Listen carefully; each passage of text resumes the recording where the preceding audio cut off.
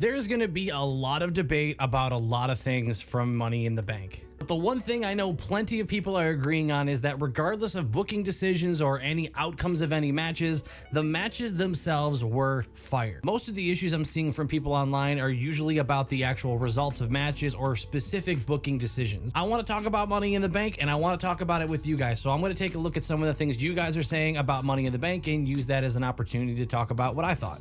While you're listening, feel free to drop a comment below and let me know what your favorite part of Money in the Bank was and what your least favorite part was. I have a feeling a lot of you are going to have the same least favorite part, so maybe focus more on the favorite part for a little bit of diversity.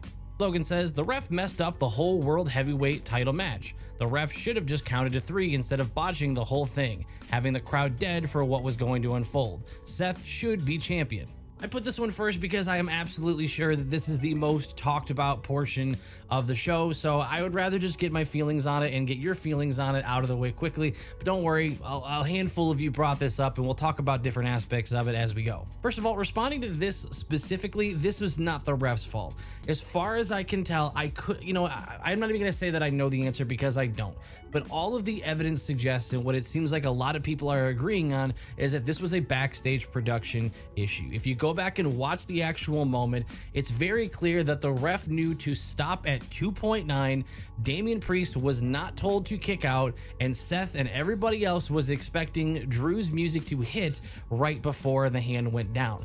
I'm guessing that means when the music hits, it was supposed to startle the ref or stop the ref from actually doing the count.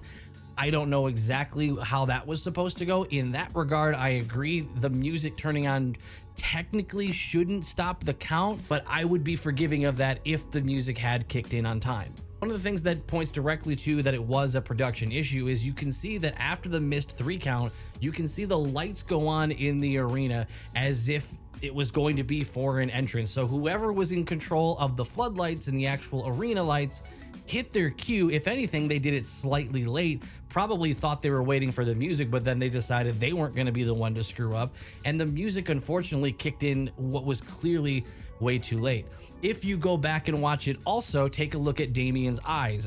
Damian, when it's about to hit 3, is looking straight instead of looking at the ref, which if you're familiar with WWE, you are very familiar that, or you're familiar with the fact that wrestlers will open their eyes and look at the ref to time the count. If Damian was expected to kick out, he would have been looking at the referee.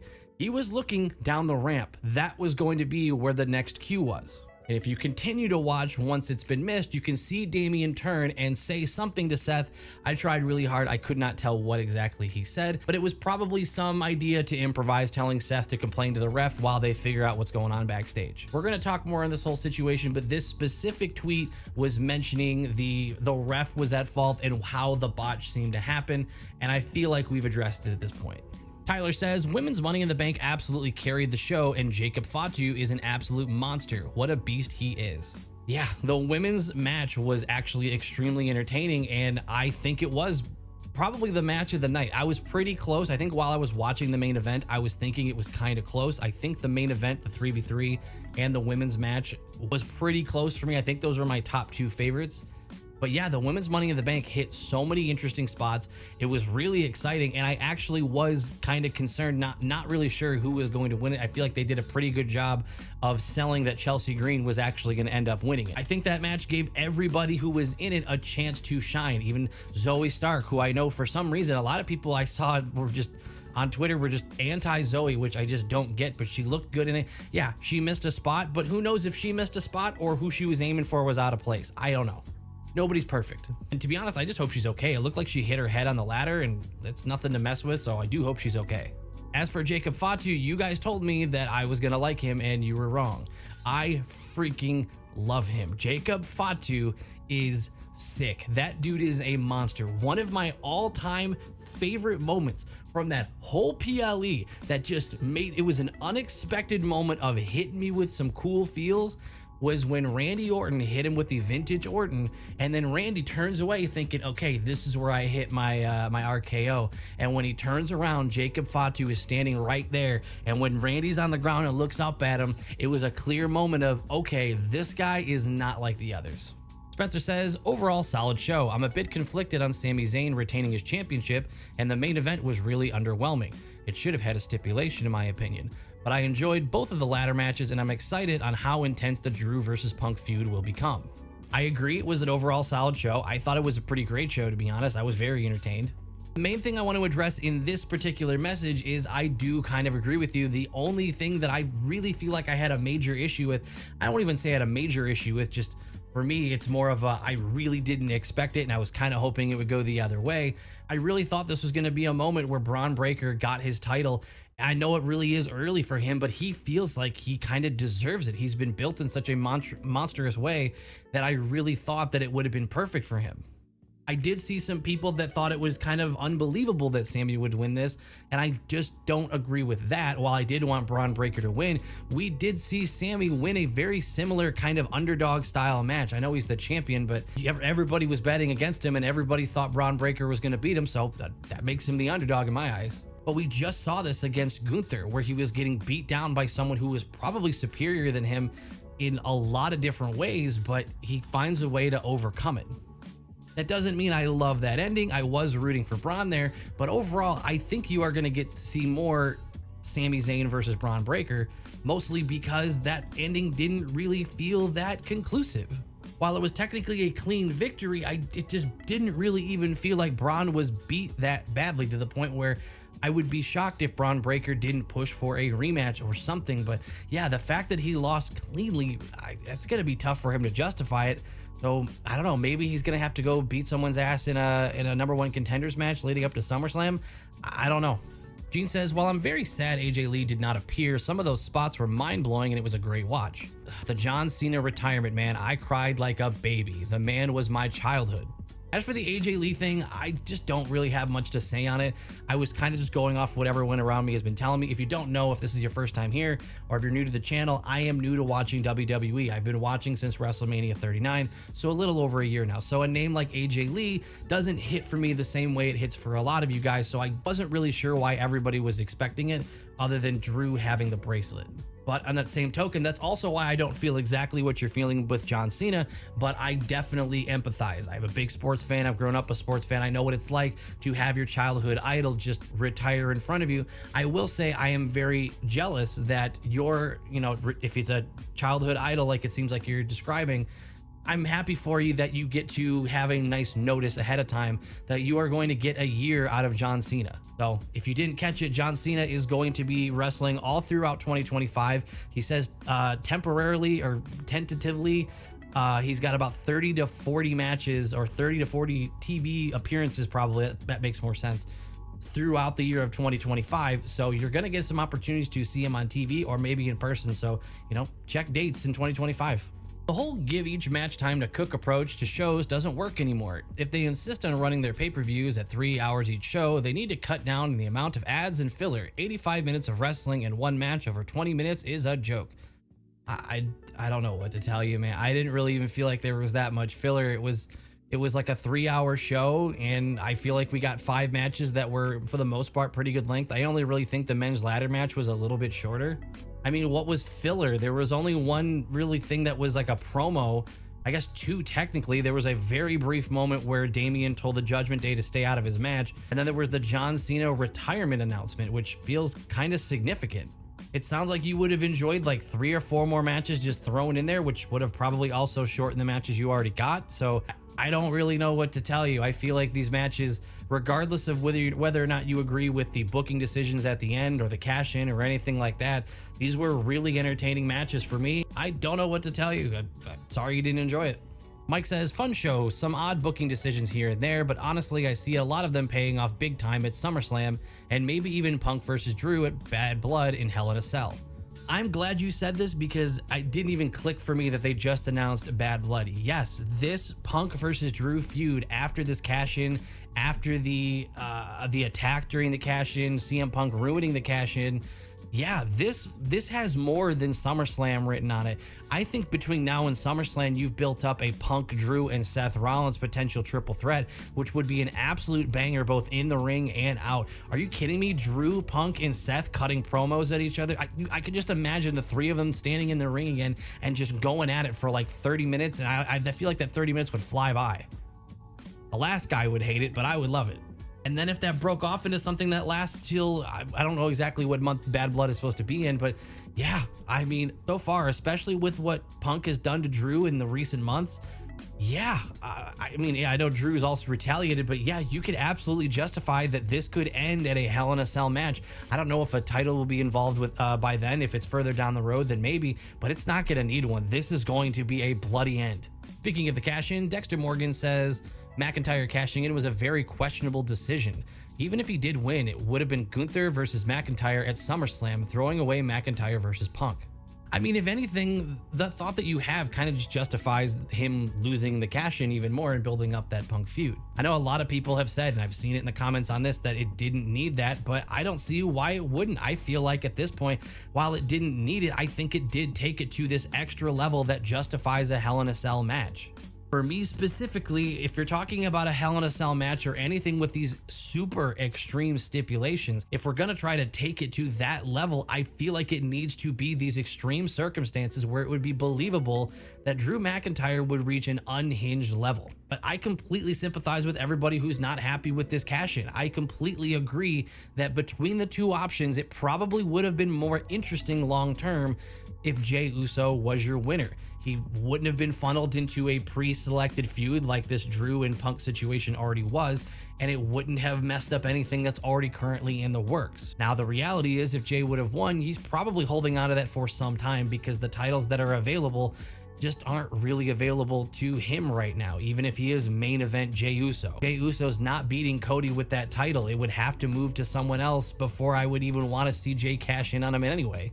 And Jey cashing in immediately on Gunther would feel kind of weird. It would almost feel like it's throwing away, if we're sticking with that terminology, Gunther's King of the Ring victory. So I'm not upset with the current decision. I'm very excited to see where it goes. That's the other thing, is a lot of people who are saying that this was a wasted cash in, I feel like that's very short-sighted judgment. I could say that, you know, maybe you're not sure of where it's going to go and you might not be very optimistic, but I feel like it's really tough to judge this decision right now, right here. I feel like seeing where this takes us and what that does to the other storylines, maybe in a few weeks, maybe even after SummerSlam, then I could feel a little more confident. Who knows? Maybe I will agree that it was a wasted cash in if they don't do anything with it, but it's only wasted if you don't do anything with it, and it's hasn't even been a day yet, so they can't do anything with it. Victor says they wasted the money in the bank. No, the way they did it was perfect, because not only did Punk cost Drew, but he cost Seth the chance to compete for the title again, simultaneously developing both feuds. Yeah, that stipulation that was put on Seth saying that if he loses, he wouldn't be able to compete for it again while Damian has it, is a great reason for Seth to be pissed at Punk. Which I know we just talked about it, but yeah, I'm really excited for Seth Rollins and Drew McIntyre to both be pissed off at CM Punk. You've got a Seth Rollins who was crazy over with the crowd. You have CM Punk who's crazy over with the crowd. And Drew McIntyre, I don't know if you were listening, but the dude's getting pops. He's getting over as a heel. People are loving this character and they're loving chanting CM Punk. They're chanting CM Punk when he's there, not because they hate Drew. They just love the interaction. It's kind of like when they boo Dom when he talks. No one actually hates Dom. They like his character and it's fun to boo him. So I'm with you. As of right now, it was not wasted. I'm not going to say that it can't be wasted, but I want to see where this goes and what they do with this decision. Hunger says, my thought is that Rollins versus Priest had a bad finish. I understand that it was a production botch, but the biggest wrestling promotion in the world, you should not have crucial mistakes like that. I also think that the briefcase should have elevated another star instead of wasting it on Drew, who didn't need it. First half of this, I'm totally with you. I know I was talking about it earlier that it was a production mistake. I wasn't trying to excuse the mistake as a whole. Somebody's definitely at fault. Somebody definitely messed up, and I'm sure, unfortunately for someone, it's gonna be some consequences to go along with it. But all I'm saying is, from the angle that I'm looking at and from what I can see, I'm not blaming Priest. I'm certainly not blaming Seth. I'm not blaming the ref, and I don't even think I can blame Drew. I saw some people saying that Drew should have just gone anyway, knowing it was his cue.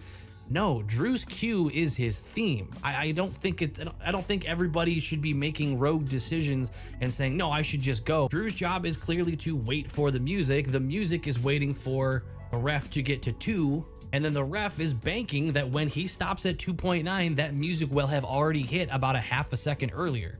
And why would Damian think to kick out? This isn't a situation where he should have kicked out to try to bail it out. That would have looked even weirder.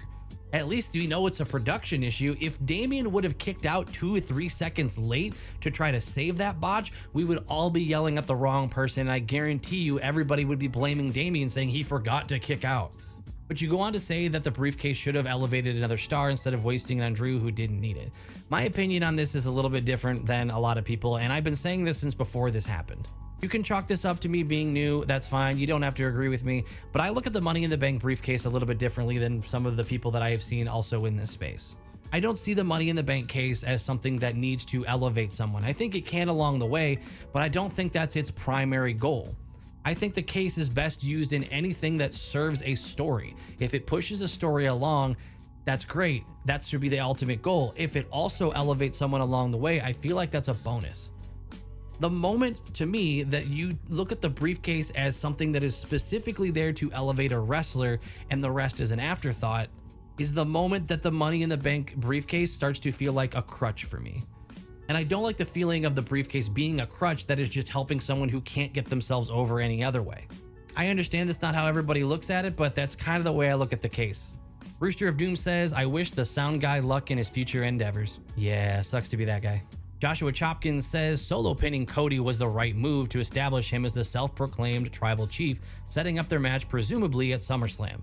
Again, I saw a lot of people that had an issue with Solo pinning Cody, but I don't understand it. That's what Solo said he was gonna do. I think you're right on this one. Solo literally said in his SmackDown promo that he was gonna do what Roman was not man enough to do, and that was to take down Cody.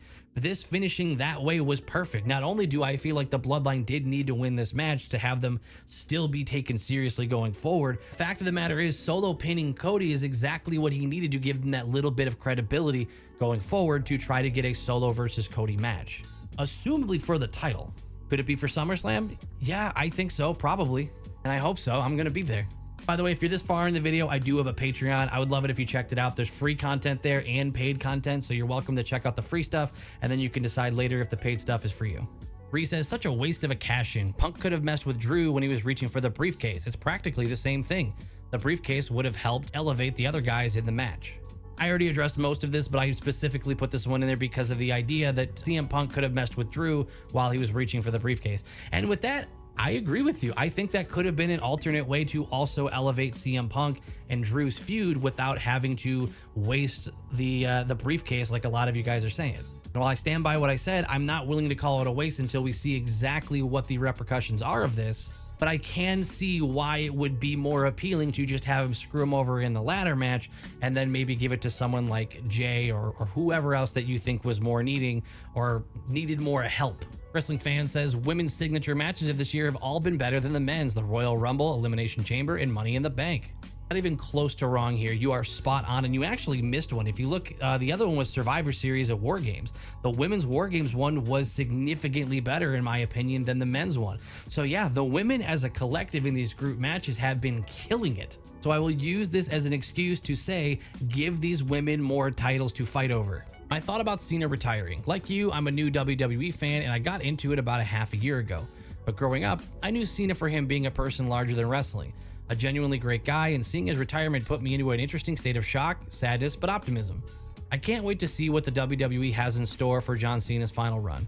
I would love to know what you guys think they're going to do with that. I'm actually really curious. I've never seen a final run. I've never seen this kind of situation in wrestling, so I'm really curious as to what maybe you guys know from the history that we might have in front of us here. Do you guys think John Cena is going to get a title? Are we finally going to get the elusive John Cena heel turn? Probably not if it's his last year, but I'm really interested to know what you guys think. What would you do with John Cena in the last year? I saw somebody with a cool idea saying they want him to go back and beat all the people he's been putting over in the last year. Like it was, what was it? Solo, Austin Theory, a few others. But yeah, I'm totally down. I don't really have much to say on that one because I've never seen this kind of like last hurrah in wrestling before. I would love for you guys to give me an idea of what I could maybe expect with that. Metal Forever says 7 out of 10 matches were good. Women's Money in the Bank was better than the men's, though both had plenty of fun spots. Bron's new entrance theme is fire. Disappointing he lost though. Was really hoping the Wyatt 6 to come out and attack Gable, but I think they're saving that moment for Monday in his match against Jey Uso. Quite a few botches hurt the flow of some matches, but overall not too bad of a show. So first of all, Bron's new entrance is pretty damn good. I haven't listened to it outside of the show yet, but from what I can tell, it sounded more like a song that I'd be more likely to listen to outside of wrestling and not just an entrance theme. I do like it a lot more than what he's been running with in the last few weeks. As for the Wyatt 6, yeah, you know, I didn't really have any hopes that they would show up to this show. It felt too crowded. I couldn't see them showing up and doing what they were doing lately. They were going to have to do something big, right? Because I don't see them doing a VHS situation at Money in the Bank. And I wasn't really buying that the Wyatt 6 are going to interfere with the ladder match. It just, for some reason, it didn't really click in my head. I didn't really see it in my head. But I think you're right. I wasn't sure when we were going to see him next, but I think you're right. I think Chad Gable and Jey Uso match would be a great opportunity for them to show up. And that's mostly because, I don't know if you guys have noticed this, because I didn't notice it right away until I saw some people talking about it online, is that the Wyatt 6 have also constantly been showing up when Jey has been around. Just saying, he seems to always be out there either celebrating a match or finishing a promo, and then he bails when they show up. One could easily say that maybe the Wyatt 6 are actually stalking Jey and not Chad. Maybe Chad was just in the wrong place at the wrong time that first night, just like everybody else who was backstage, right?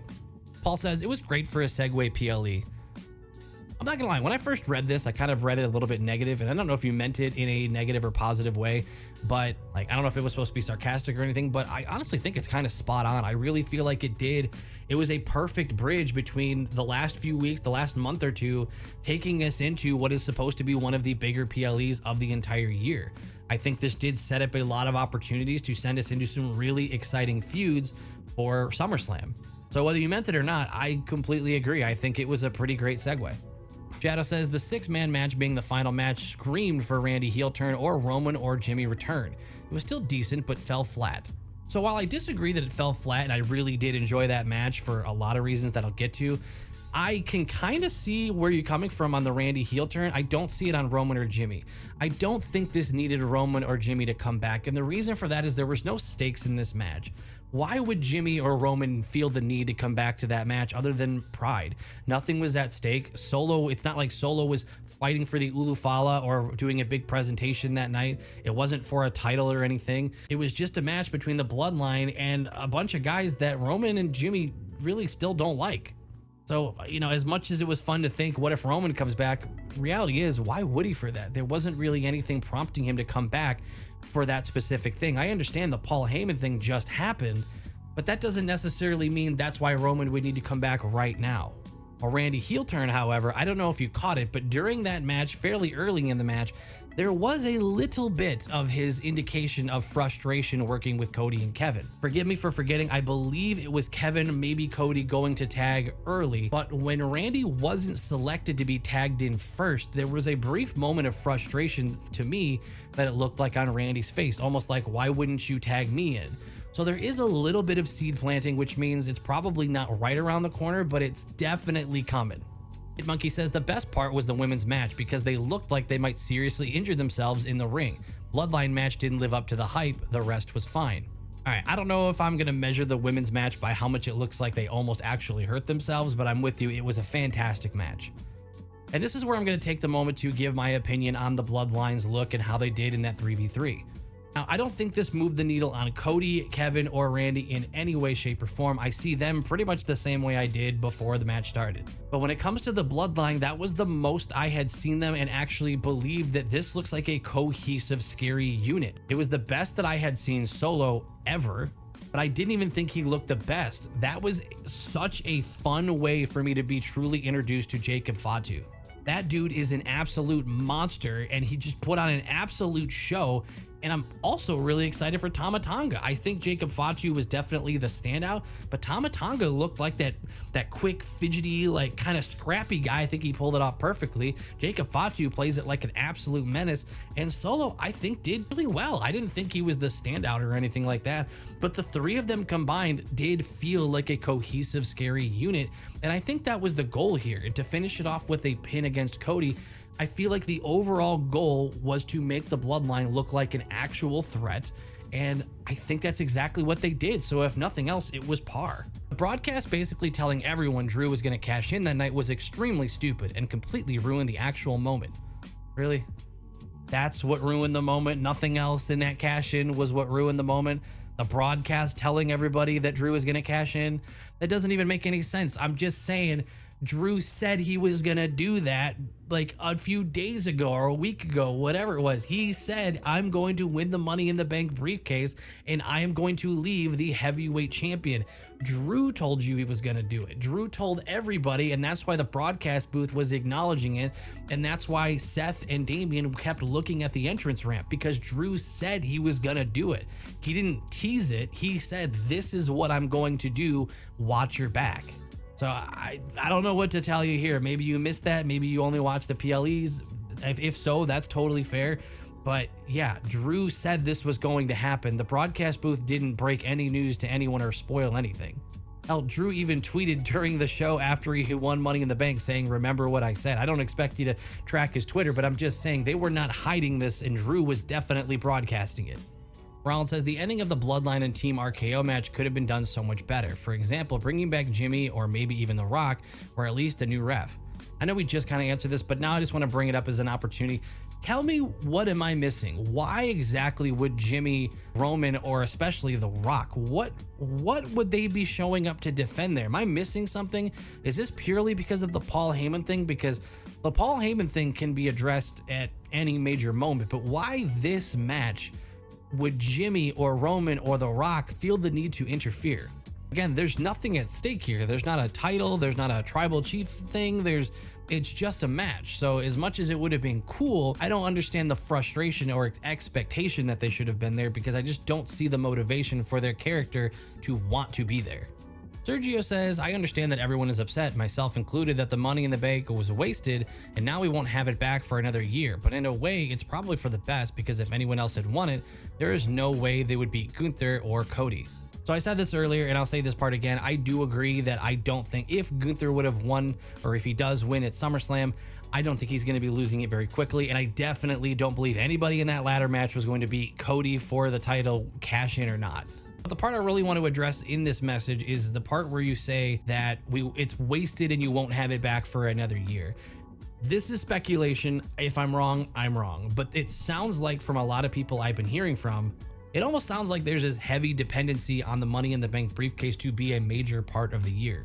And from what I can tell from watching the Triple H era, I don't think any of this depends on the briefcase to be entertaining. We were talking about it during the stream while we were doing the watch party for the show, that it feels like they're constantly leaving us something to be excited about. So I'm just speculating, maybe in the Vince era, it was so crucial that the briefcase was done well because, for instance, those 2010 years were pretty tough to watch in general. So who knows? Maybe it's a little bit of leftover feeling that if you blow the Money in the Bank, then you've wasted something huge on the year. What are we going to do? And I just, at this point, I don't think Triple H needs to rely on the Money in the Bank briefcase to keep us interested and put on great shows all year long. Blaze Amaze says Damian Priest did not kick out. The ref stopped the count even though Damian didn't kick out. The ref needs to get the 3 count no matter what. It's literally their job. I mean, in kayfabe, yeah, it's their job to count to 3, but you know, it's his actual job is to follow the script, and the script clearly was looking for Drew to come in sooner. I don't get all the hate on Damian and the ref on this one. It was clearly a production issue. If it ends up coming out later that I'm wrong on that, I'll eat my words, but everything is pointing that they were waiting for Drew's music to hit and it was just a miscue on the timing. Karen says Drew's cash-in did what it was supposed to do. It moved the storyline. That was what was supposed to happen. I think the women stole the show. I do think it isn't good that there wasn't another women's match. I'm 100% with you. I think that the case was done in a way that it moved a storyline, which I already established it earlier. I'm not going to repeat myself. That yeah, it's there to move a storyline, not be someone's crutch. But I pulled this one because I agree. Why wasn't there another women's match? I know they only wanted 5 matches, but I'm just, I don't know. There's something about like Bayley and Liv taking turns defending it, and you guys know my frustration. I've talked about this a lot already. I really want Bayley to get a better storyline. I feel kind of bad. I was rooting so hard for her. She's one of my favorites, and it just feels like her story is just spinning its tires. And moments like this just kind of make it feel like she's not being taken seriously. And I would say the same about Liv, but she's getting so much TV time and her story is getting so advanced and it's just waiting for Rhea to show up that I think she can get away with not being at a PLE, but I think Bayley needed this to keep building herself up and building up her championship because they're not doing it on the weekly shows. Hourly to Awesome says the Bloodline match at the end didn't help Solo. I think he looked like a chump during that match. The other members were more impressive. Dude, Solo and others beat the crap out of the RKO and Cody squad, or whatever you want to call them. Sure, there were a few points where they got hit back, but Solo looked awesome. I just don't see it. I think Solo was absolutely crushing it, and then he did get the pin on Cody. I don't know how you could say he looked like a chump, and I'm not saying I don't think he looked the best out of the Bloodline. I agree with you that the other members were more impressive, but I'm not going to go so far as to say that Solo looked like a chump. I think he looked like a beast. Show was ass. You didn't watch. Overall, are there some things I would have changed? Yeah, if I could. I'm not going to rule out that these decisions can't be something that turns into something exciting. I would have loved to see Bron win that. Not that I don't love Sami, but I think Bron Breakker would be a great IC champion. I also kind of would have loved to see Seth win that title and have Seth go on to face Gunther at SummerSlam.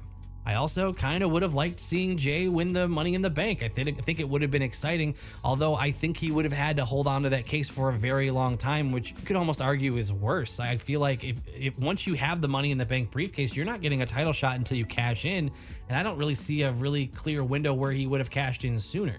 And then both the ladder matches I thought were great. I can agree that I think the men's match was a little bit short, but overall, I really enjoyed watching this PLE, and I loved watching it with you guys. If you want to be there for future watch parties, make sure you sub to the channel. We do it for just about every PLE. I'll be at SummerSlam, so I won't be streaming for that one. But I would love to know what you guys think. I wasn't trying to sound like I was arguing with most of these, and a lot of you who sent in comments I didn't put in here because so many of you said almost the exact same thing. A lot of you felt the same about the briefcase, the cash in, all of that. And I get that I'm in the minority here. I'm not trying to say anyone's wrong here. I'm just telling you how I feel. So I'm happy to hear you guys and hear your side of it. You know, as long as you enjoyed the show at the end of the day, which I hope you did, I think it did its job. If you didn't enjoy the show, obviously that's a bummer, and hopefully they do better for you going forward.